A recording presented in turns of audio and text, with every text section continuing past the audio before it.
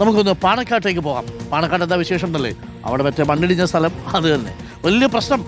Reporter breaking. മണ്ണിടിച്ചിലുണ്ടായ മലപ്പുറം പാണക്കാട് കനത്ത മഴ ഇനി പെയ്താൽ വീണ്ടും മണ്ണിടിയാൻ സാധ്യതയെന്ന് വിദഗ്ധ സമിതിയുടെ കണ്ടെത്തൽ. മണ്ണിടിച്ചിലുണ്ടായ സ്ഥലത്ത് നിന്നും വെള്ളം താഴേക്ക് ഒലിച്ചിറങ്ങുന്നുണ്ട്. മഴയുണ്ടാകുമ്പോൾ മേഖലയിലൂടെയുള്ള ഗതാഗതം പോലും അപകടകരമാണ് എന്നാണ് റിപ്പോർട്ട്. പ്രദേശത്ത് ഇപ്പോൾ നടപ്പിലാക്കിയ ഗതാഗത നിയന്ത്രണം തുടരണം.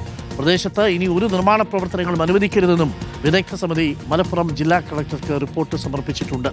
മുബഷീർ പി അക്ബർ ഉണ്ട് റിപ്പോർട്ടിന്റെ വിശദവിവരങ്ങളുമായി. മുബഷീർ, തുടക്കം മുതൽ നമ്മൾ ഈ വാർത്ത ആദ്യം തന്നെ പ്രേക്ഷകരിലേക്ക് എത്തിച്ചത് മുതൽ തുടക്കം മുതൽ തന്നെ നമ്മൾ ഈ വാർത്തയ്ക്കൊപ്പം തന്നെയുണ്ട്. അവിടെ ഒരു ആയുർവേദ ആശുപത്രി, പിന്നീട് ഒരു ഷോപ്പിംഗ് കോംപ്ലക്സ്, പിന്നെ ഒരു പ്രാഥമികാരോഗ്യ കേന്ദ്രം, അങ്ങനെയൊക്കെ ആയിരുന്നു എന്നാണ് കേട്ടത്. ഇനിയിപ്പോൾ ഇത്തരം നിർമ്മാണ പ്രവർത്തനങ്ങൾക്കൊന്നും അവിടെ അനുമതി കൊടുക്കാൻ കഴിയില്ല എന്നല്ലേ വിദഗ്ധ സമിതി റിപ്പോർട്ടിൽ പറയുന്നത്? മുബഷീർ,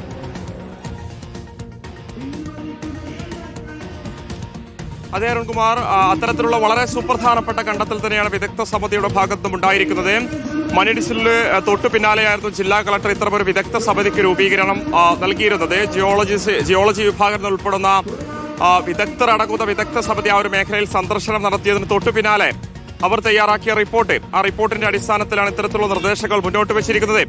ആ മേഖലയിൽ മണ്ണിടിച്ചിലുണ്ടായ പാണക്കാട് എടായി പാലത്ത് ഇനിയും കനത്ത മഴ പെയ്താൽ മണ്ണിടിച്ചിൽ ഭീഷണി ഉണ്ടാകാനുള്ള സാധ്യതയുണ്ടെന്നുള്ളതാണ് വിദഗ്ധ സമിതി റിപ്പോർട്ടിൽ ചൂണ്ടിക്കാണിക്കുന്നത്. അതോടൊപ്പം തന്നെ വളരെ പ്രധാനപ്പെട്ട കാര്യം, മണ്ണിടിച്ചിലുണ്ടായ മേഖലയിൽ ഇപ്പോഴും വെള്ളം താഴോട്ട് ഒലിച്ചിറങ്ങുന്നുണ്ട്.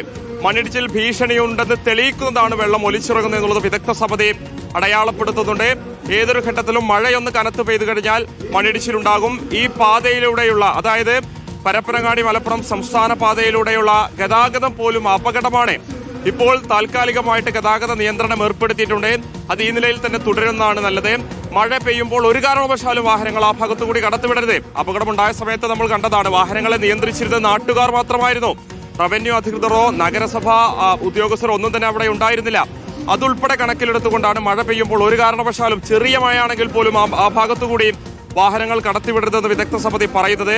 അതോടൊപ്പം തന്നെ വളരെ പ്രധാനപ്പെട്ട നിർദ്ദേശം, ഒരു കാരണവശാലും ആ ഭാഗത്തെ, അതായത് 13 ഏക്കർ വരുന്ന ആ ഭാഗത്തെ നിർമ്മാണ പ്രവർത്തനങ്ങൾ അനുവദിക്കരുത്. അതിനിയും പരിസ്ഥിതി ലോല മേഖലയായതുകൊണ്ട് തന്നെ മണ്ണിടിച്ചിലുണ്ടാകാനുള്ള സാധ്യതയുണ്ട്. സമാനമായ രീതിയിലുള്ള സംഭവങ്ങൾ അവിടെ ഉണ്ടാകും. അത് വലിയ അപകടങ്ങൾ വഴിവെക്കുമെന്നുള്ളതാണ് വിദഗ്ധ സമിതി ചൂണ്ടിക്കാണിക്കുന്നത്.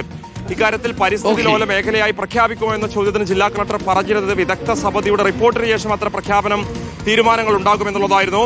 അതോടൊപ്പം തന്നെ വളരെ പ്രധാനപ്പെട്ട കാര്യം, ഇത് മനുഷ്യനിർമ്മിത ദുരന്തമാണെന്ന രീതിയിലുള്ള വിലയിരുത്തലുകളും ഈ ഒരു ഘട്ടത്തിൽ പുറത്തു വരുന്നുണ്ട്. വിദഗ്ധ സമിതി അത്തരമൊരു ഫൈൻഡിങ്ങിലേക്ക് എത്തിയിട്ടില്ലെങ്കിലും ഈ രീതിയിലുള്ള നിർദ്ദേശങ്ങൾ മുന്നോട്ട് വെക്കുമ്പോൾ സ്വാഭാവികമായിട്ടും മണ്ണെടുത്ത ഭാഗത്ത് മാത്രമാണ് മണ്ണിടിച്ചിലുണ്ടായതെന്ന കണ്ടെത്തലും വിദഗ്ധ സമിതി നടത്തിയിട്ടുണ്ട്. Thank you Mubashir. അപ്പോൾ മുബഷീർ നേരത്തെ റിപ്പോർട്ട് ചെയ്തതുപോലെ തന്നെയാണ് അവിടെ അനധികൃതമായ ചില ഇടപാടുകളൊക്കെ നടത്താൻ വേണ്ടിയിട്ട് പ്ലാൻ ഉണ്ടായിരുന്നു എന്നുള്ളതാണ്. 5 സ്ഥലം വിട്ടുകൊടുത്തത് പ്രാഥമികാരോഗ്യ കേന്ദ്രത്തിന് വേണ്ടി. അതിൻ്റെ ചുറ്റുവട്ടത്തപ്പോൾ വരാൻ പോകുന്നത് എന്തൊക്കെയാണ്? ഒരു സ്വകാര്യ ആയുർവേദ റിസോർട്ട്, അതേപോലെ ഒരു ഷോപ്പിംഗ് കോംപ്ലക്സ്, ഇതൊക്കെ നിർമ്മിക്കാനായിരുന്നു പദ്ധതി എന്നാണ് മനസ്സിലാക്കുന്നത്. നൗഫൽ എന്നോ മറ്റോ പേരുള്ളൊരു ചെറുപ്പക്കാരനായിരുന്നു അതിൻ്റെ നിർമ്മാണ പ്രവർത്തനങ്ങൾക്ക് ചുക്കാൻ പിടിച്ചത്. ഈ സ്ഥലം അയാളുടെയും ഉമ്മയുടെയും പേരിലായിരുന്നു എന്നാണ് അറിയുന്നത്. അയാളൊരു ബിനാമിയാണ് എന്നൊക്കെയാണ് രഹസ്യ വിവരങ്ങൾ. പക്ഷേ അയാൾ പറയുന്നത് ഞാൻ ആരുടെയും ബിനാമിയല്ല, എൻ്റെ പൈസ ഉള്ളതുകൊണ്ട് ഞാൻ നിർമ്മിക്കാൻ വന്നു എന്നാണ്. അതും നമ്മുടെ പി കെ കുഞ്ഞാലിക്കുട്ടിയുടെ വീടിന് 200 മീറ്റർ അകലെ വെച്ചാണ് ഇവർ ഈ ബ്ലാസ്റ്റിംഗ് ഒക്കെ നടത്തി ആ പാറയൊക്കെ പൊട്ടിച്ചെടുത്തിരിക്കുന്നത്. അപ്പോൾ എന്തായാലും ആ പ്രദേശം പരിസ്ഥിതി ലോല പ്രദേശമാണ്. ഇനി അവിടെ ഒരു പരിപാടിയും നടക്കില്ല എന്നാണ് വിദഗ്ധ സമിതി റിപ്പോർട്ട് കൊടുത്തിരിക്കുന്നത്.